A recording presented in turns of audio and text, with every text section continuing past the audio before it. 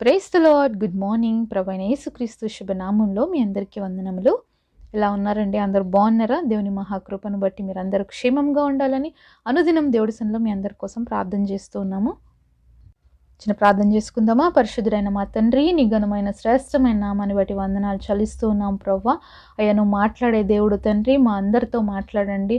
అలాగే మా జీవితాలని సరిచేసుకోవడానికి కృపనివ్వండి. నీ చిత్తాన్ని బయలుపరచండి. మీ చిత్తం చొప్పున నడుచుకునేటట్టుగా మా హృదయాల్ని, మా జీవితాలని సిద్ధపాటును దయచేయమని యేసునామంలో ప్రార్థిస్తున్నాము తండ్రి. ఆమేన్. ఈరోజు దేవుని వాగ్దానము కొలస్సీలకు రాసిన పత్రిక 3వ అధ్యాయము 2వ వచనం. పైనున్న వాటి మీదే గాని భూ సంబంధమైన వాటి మీద మనసు పెట్టుకొనకుడి. Colossians chapter 3 verse 2, set your affection on things above, not on things on the earth.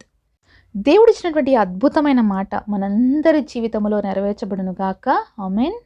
ఇదే కాల సమయంలో దేవుడు మనందరితో ఒక అద్భుతమైన మాట చెప్తున్నాడండి. పైనున్న వాటి మీద మనసు పెట్టుకోండి, భూ సంబంధమైన వాటి విషయంలో కాదు అని చెప్తున్నాడండి. మరి రోజు మనల్ని మనం పరీక్షించుకుందాం. వేటిపైన మన మనసు ఉంది? వేటి గురించి మన మనసు ఎక్కువగా ఆలోచిస్తుంది?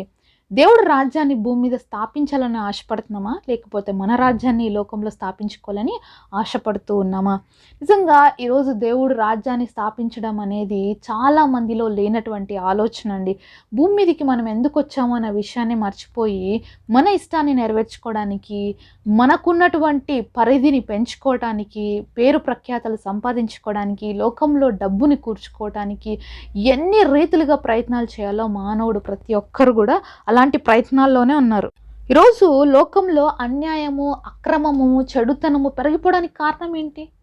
ఒకసారి ఆలోచిద్దాము. ఎందుకు పెరిగిపోతుంది రోజు రోజుకి అంటే, అందరికీ ఒకే ఆశ. నేను భూమి మీద ధనవంతుడు కావాలి, నేను గొప్పవాడిని కావాలి, పేరు ప్రఖ్యాతలు సంపాదించాలి, ఒకరిని కిందికి లాగి అయినా నేను పైకి వెళ్ళాలి, ఒకరిని అన్యాయం చేసైనా నేను గొప్పవాడిని కావాలి, ఒకరితో వాళ్ళు బాధలు పడుతుంటే, వాళ్ళు కన్నీరు కారుస్తుంటే నేను మాత్రం హ్యాపీగా నా లైఫ్ని ఎంజాయ్ చేయాలి అనే దృక్పథంలో చాలామంది బతుకుతున్నారండి ఈరోజు.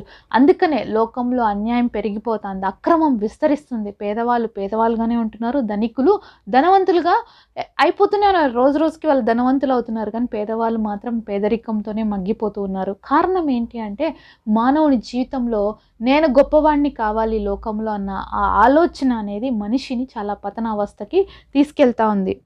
అంటే ఈ లోకంలో మేము డబ్బు సంపాదించుకోవద్దా, మేము మంచిగా ఉండొద్దా అని అనుకుంటున్నారా? అలా కాదండి. మంచిగా ఉండాలి, ఈ లోకంలో మంచి స్థితిలో ఉండాలి, మంచిగా బ్రతకాలి, అనేకులకి మంచి చేయాలి. దానికోసమే కదా దేవుడు మనల్ని పెట్టారు. ఈరోజు మీరు ధనవంతులుగా ఉంటే పేదవాళ్ళని చూసి హెల్ప్ చేయండి అని దేవుడు మనల్ని ధనవంతులుగా చేశాడు. కానీ మనం ఏం చేస్తున్నాము? పేదవాళ్ళకి మాత్రం ఏమి ఇయ్యం, కానీ మన లైఫ్లో ఉన్న లగ్జరియస్ని అనుభవించడానికే ఎంతో డబ్బుని ఈరోజు చాలామంది వృధా చేస్తూనే ఉన్నారు. కాబట్టి దేవుడు ఈరోజు మళ్ళీ గుర్తు చేస్తున్నాడు, నువ్వు పైనున్న వాటి మీద మనసు పెట్టుకో, భూలోక సంబంధమైన వాటి మీద కాదు నీ మనసు ఉండాల్సింది, పైన ఉన్న సంబంధమైనటువంటి వాటి మీద. ఏం చేయగలను నేను పైనున్న వాటి మీద నువ్వు ఆలోచిస్తున్నావేమో. మరి పరలోక రాజ్యంలో నీకంటూ ఒక ఇల్లు కట్టుకోగలుగుతున్నావా? నీకంటూ ఒక స్థాయిని సంపాదించుకోగలుగుతున్నావా? భూమి మీద ఎంత ప్రయాసపడుతున్నామే, ఇంతగా మరి సమయాన్ని వెచ్చించి, అన్యాయాలు చేసి, అక్రమాలు చేసి, డబ్బు సంపాదించేసి గొప్పవాళ్ళు కావాలని కోరుకుంటున్నామే. మరి పరలోక రాజ్యంలో మన స్థాయి ఏంటి? ఎంతసేపు బతుకున్నప్పుడు గురించి ఆలోచిస్తాం కదా, మరణించిన తర్వాత నా పరిస్థితి ఏంటి? పరలోక రాజ్యానికి వెళ్ళాలన్న కోరిక ప్రతి ఒక్కరికి ఉంటుందండి, ప్రతి ఒక్కరికి ఆశ ఉంటుంది. అయితే పరలోక రాజ్యంలో మన స్థాయి ఏంటి, మన స్థితి ఏంటి, మనం ఎక్కడ ఉండబోతున్నాము? మనం ఈ లోకంలో ఏదైతే దేవుడి కోసం చేస్తామో అది పరలోక రాజ్యంలో మన ధనంని కూరుస్తుంది అని వాక్యం సెలవిస్తుంది. కాబట్టి ఈ లోకంలో మనం ఏవైతే దేవుడి కోసమో మంచి కార్యాలు చేస్తామో, దేవుడు పనిముట్టుగా ఈ లోకంలో వాడబడతామో, వాటి ధనం అనేది పరలోక రాజ్యంలో మనకి యాడ్ అవుతూ ఉంటుంది. ఒక దైవజనుడికి ఒక దర్శనం వచ్చిందంట. ఆ దర్శనంలో అతను పరలోక రాజ్యంకి వెళ్ళాడనమాట. పరలోక రాజ్యంలో వెళ్ళి చూస్తూ ఉన్నాడంట. అన్నీ చాలామంది బిల్డింగ్స్ భలే కట్టేసుకున్నారనమాట. అబ్బా! చాలా బాగున్నాయి ఈ బిల్డింగ్స్ అనేసి దేవుడిని అడుగుతున్నాడంట. ప్రభా, ఈ బిల్డింగ్ ఎవరిది, ఆ బిల్డింగ్ ఎవరిది అని అడిగితే, వాళ్ళ సంఘంలో ఉన్నటువంటి ఒక పేద వ్యక్తి, ఒక పేద ఆవిడ ఇల్లు దేవుడు చూపిస్తాడంట. ఇదిగో మీ సంఘంలో ఉన్నటువంటి ఒక చాలా పేద వ్యక్తి, అలాగే చాలా ముసలాయమ, ఈమె ఇల్లు చూడు అని చూపిస్తే, అబ్బా ఎంత బాగుందో ఇల్లు, చాలా పెద్దగా చాలా అందంగా ఉందంట ఆ ఇల్లు. అప్పుడు ఈ సేవకుడు అంటున్నాడంట, అబ్బా! మా సంఘంలో ఉన్నటువంటి వ్యక్తి ఇల్లే ఇంత బాగుంటే నాకెంత మంచి ఇల్లు ఉంటదో అని, ప్రభా మరి నా ఇల్లు ఎక్కడా అని అడిగినాడంట సేవకుడు. చూపిస్తే చాలా చిన్న ఇల్లు అంట. ఏంటి ప్రవ్వా, మరి నేనేమో నీ పరిచర్య చేస్తున్నాను, నీ పని చేస్తున్నాను, నా ఇల్లేమో ఇంత చిన్నగా ఉంది, కానీ ఆ ముసలావిడ ఇల్లు అంత పెద్దగా ఉంది అని అడిగాడంట ఆ దైవ సేవకుడు. అప్పుడు దేవుడిచ్చిన ఆన్సర్ ఏంటి తెలుసా? నువ్వు పరిచర్య చేస్తున్నావు, కానీ ఆమె ప్రతి విషయంలో పరిచర్య చేస్తా ఉంది.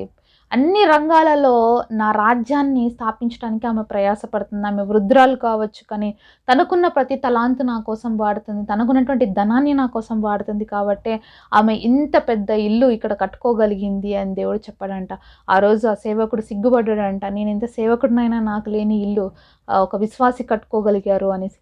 కాబట్టి ఈరోజు మనం ఈ లోకంలో సంపాదించే వాటిపైన కాదు కానీ, దేవుడు సన్నిధిలో పరలోక రాజ్యంలో మన స్థితి ఏంటి, మన స్థాయి ఏంటి అని ఆలోచించాలి. అక్కడ నేను ఎలా కట్టుకుంటున్నాను నా ఇల్లు, అక్కడ నేను ఎలా ఉండబోతున్నాను అనేది చాలా అవసరం. ఎన్ని రోజులు ఉంటామంటే భూమి మీద? మహా అయితే 70-80 సంవత్సరాలు. అంతకంటే కష్టం కదా ఈ లోకంలో జీవించడము. మరి అలాంటి ఆయాస ప్రయాసపడే ఈ ఈ యొక్క లోకంకు ఇంత ప్రయాసపడి, ఇంత సమయాన్ని వెచ్చించి, ఇంత గందరగోళ పరిస్థితులు నెలకొల్పుకునే కంటే కూడా మనకున్న దాన్ని, దేవుడు మనకి ఇచ్చిన వాటిలో నమ్మకంగా దేవుడు పనిముట్టుగా మనం వాడబడితే మనకు యుగ యుగాలు శాశ్వతంగా మనం పరలోక రాజ్యంలో ఉండబోతున్నాం. మరి అక్కడ ఇల్లు మనకి ఎంత మంచిగా ఉండాలో ఆలోచించాలి. మరి అక్కడ ఎలాగ మనల్ని మనం సిద్ధపాటు చేసుకోవాలి? మరి దేవుడికి దగ్గరగా ఉండబోతున్నామా, దేవుడికి దూరంగా ఉండబోతున్నాం? పరలోక రాజ్యంలో దేవుడు ఉంటాడండి, కానీ ఒక్కొక్క వ్యక్తికి ఒక్కొక్క స్థాయి, ఒక్కొక్క స్థానం ఉంటుంది అక్కడ కూడా. కాబట్టి ఆ స్థానం కోసం మనం ప్రయాసపడాలి. దేవుడికి దగ్గరగా ఉండేవారిగా ఉండాలి. ఆయన యొక్క ప్రసన్నతని అనుభవించేవారిగా మనం ఆయనకి క్లోజర్గా ఉండాలని ఆశపడాలి. ఈ లోకంలో మరి ఎంత చేసినా ఒకరోజు మన యాత్ర ముగిసిపోతుంది. కానీ పరలోక రాజ్యంలో మనం ఎంత ప్రయాసపడి అక్కడ కట్టుకుంటే యుగ యుగాలు హ్యాపీగా ఉండగలుగుతాం. కాబట్టి ఈరోజు చిన్న చిన్న వాటిపైన, లోకంలో ఉన్న వాటిపైన మన ఫోకస్ ఉన్నట్లయితే దయచేసి వాటిని కాదు, మనం ఈ లోకంలో దేవుడి కోసం నేనేం చేయగలుగుతున్నాను, మరి పేదవాళ్ళు ఎవరైతే ఉన్నారో సహాయం చేస్తున్నానా, మరి ఎవరికైతే క్రీస్తు ప్రేమ తెలీదో వాళ్ళకి నేను ప్రకటించగలుగుతున్నానా, దేవుడు నాకు ఇచ్చిన తలాంతులు నేను దేవుడి కోసం వాడగలుగుతున్నానా, సువార్తలో నేను ఎంతవరకు ఉన్నాను, ఎంతవరకు ప్రయాసపడుతున్నాను, ఎంతవరకు నేను పని చేయగలుగుతున్నాననే ఆలోచన నీకు ఎప్పుడైనా ఉందా? కాబట్టి ఈ ఆలోచనతో కానీ మనం ఈ లోకంలో జీవిస్తే పరలోక రాజ్యంలో ఒక ఉన్నతమైన స్థితిని మనము కలిగి ఉంటాము. అంతేకాకుండా ఈ లోకంలో దేవుడి కోసం హింసించబడుతున్నావా, అవమానించబడుతున్నావా, అందరి చేత చీదరించబడుతున్నావా, క్రైస్తవుడవని హేళనగా చూస్తున్నారా, తక్కువ వారిగా చూస్తున్నారా, లేకపోతే హింసిస్తున్నారా నిన్ను? అయితే ఇవన్నీ కూడా నీకు ప్లస్ పాయింట్స్ అనమాట. ఎందుకంటే దేవుడికే ఇవి తప్పలేదండి. ఈ లోకంలో ఉన్నప్పుడు దేవుడినే హింసించినారు, దేవుడినే మరి సిలువకు అప్పగించేశారు.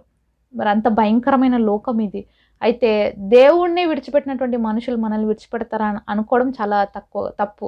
ఎందుకంటే దేవుడు ఆల్రెడీ చెప్పాడు, నేను లోకంని జయించున్నాను, కాబట్టి మీరు కూడా లోకంని జయించండి. లోకం నన్ను ద్వేషించింది కాబట్టి ఖచ్చితంగా మిమ్మల్ని కూడా ద్వేషిస్తుంది అని దేవుడు చెప్పాడు. కాబట్టి మనము ద్వేషించబడిన ఇతరులకి మనం మేలే చేయాలి. మనం ఇతరుల చేత హింసించబడుతున్నా వాళ్ళకి మేలే చేయాలి. దేవుడు వాక్యం అదే సెలవిస్తుంది కదా, నిన్ను వరే నీ పొరుగువాన్ని ప్రేమించు.